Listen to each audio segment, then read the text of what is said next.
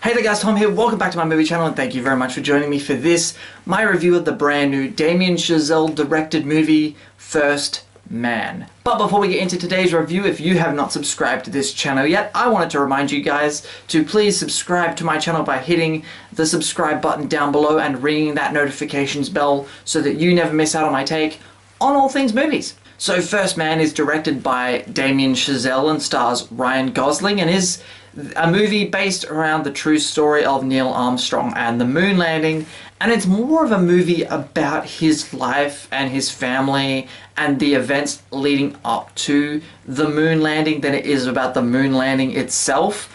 So I'm going to get into some of the things that I liked about the movie and then some things I didn't like about the movie, so we'll start with the positives of First Man. So first of all, I wanted to talk about Ryan Gosling and his performance in this film because watching some reviews prior to seeing the movie, I was hearing some criticisms from some big critics saying that Ryan Gosling seemed kind of devoid of really any emotion in the movie, and whether he was just trying to imitate what he's heard about Neil Armstrong as a real person, or whether he was just playing it that way or directed to play it that way. I was hearing that criticism, and I'm watching the movie and I didn't really feel that. I didn't really feel the same way. I feel like he showed the emotion that he needed to in certain scenes, and I feel like he gave just enough. However, at times the character of Neil Armstrong as portrayed in this movie can come across as a bit of a dick, and I did find it hard to sort of get invested with him in certain scenes,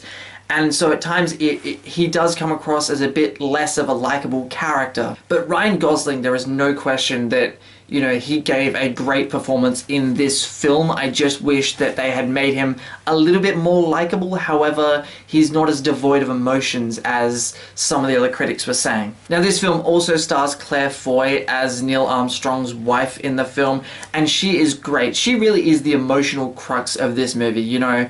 While people have been saying that they feel like Ryan Gosling's portrayal of Neil Armstrong was kind of devoid of any emotion, Claire Foy shows so many range of emotions. She's such a talented actress, and she really is the emotional hook of this movie, and her performance in this film is so captivating. It's such a gripping performance. I can't speak highly enough. I wouldn't be surprised if she earns herself a Best Supporting Actress nomination for this movie, or even a Best Leading Actress.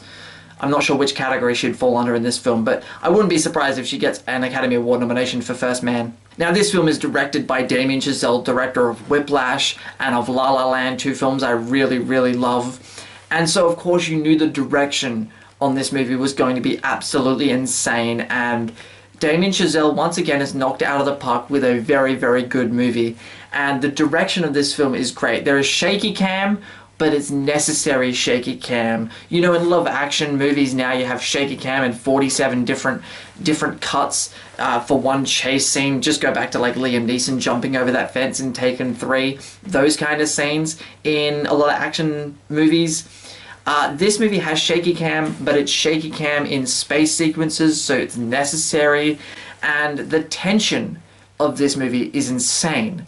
I'm watching the movie, and the tension and the suspense and the build-up to the eventual moon landing is off the charts. Like, this movie is a very gripping film. It's a film that draws you in, and there is a lot of tension, and you feel it throughout the movie.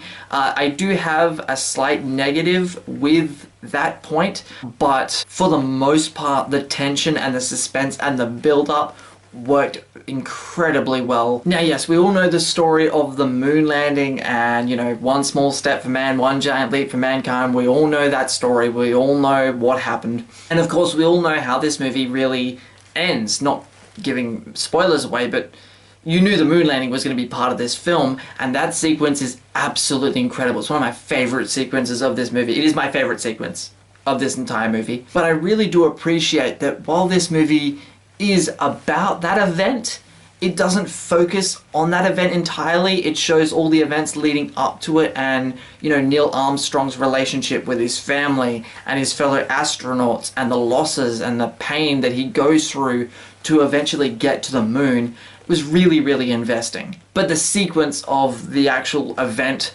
is outstanding and mind-blowing and breathtaking. Okay, so let's get into some of the negatives and some of the nitpicks that I have with First Man. First Man is not a perfect movie in my opinion. It is a very good movie, and these are nitpicks, but they are knocks on the film. I think First Man really struggles with showing the passage of time, and it has a bit of a story flow kind of issue here where it doesn't do an effective job as it could have of showing that time has passed. So in one scene, you know, a character is pregnant, and then in the next scene, the baby's there, and it's just sort of left up to the audience to figure it out. And so I feel like if they had kind of ironed that out a little bit more, you might have had a better flow to the film. Which leads me into my next point, is this movie I think is 2 hours and 20 minutes long. It's a long movie, and I do feel very, very strongly that you could have cut at least 20 minutes out of this film, and it would have made the film, I think, better by quite a bit. My friend made a very good point, and I'm going to steal this point from him for this review, is that the movie has, as I said, some very good tension, some very good suspense. What happens though at certain points throughout the movie is it builds up suspense and it builds up with tension. But because of the runtime of this movie, at certain points it loses that tension, and then it's got to build its way back up again. And by cutting out, I think, 20 minutes of the movie, you wouldn't lose the tension. You would just continue with the build up, and I think the film would be more effective, more impactful, and run a lot smoother. I really enjoyed First Man. I think it's a very, very good movie. I'm just going to rank for you quickly my quick ranking on the 3 Damien Chazelle movies now that he's done 3, just as a little fun thing to add on to the end of this review. So in the number 3 spot, I'm going to put First Man. It's not a knock on First Man being in the 3rd spot. I just like the other 2 movies a lot more. I think First Man is a very, very good movie. In the number 2 spot, I'm going to put Whiplash. Again, Whiplash, Damien Chazelle's first feature film. Whiplash is just incredible. It's an incredible ride. And of course, in the number 1 spot, I am going to put La La Land. I love La La Land. I was going to do a review for it prior to First Man, but I just had too many other things on and too many other recent movies to review before I got to this one, so I didn't have time. But I wanted to just give a minute here to talk about his other films. What's your ranking of the 3 Damien Chazelle movies, and have you seen First Man? If you've seen First Man, comment below and tell me your thoughts, and let's carry on the discussion about this film down in the comment section below. Thank you very much for watching this review, guys. I highly recommend checking out First Man. I think it's a very, very good movie. Remember to subscribe to my channel if you haven't already. Hit that subscribe button and ring that notifications bell so you never miss out on my take on all things movies. My name is Tom, and I will see you guys next time.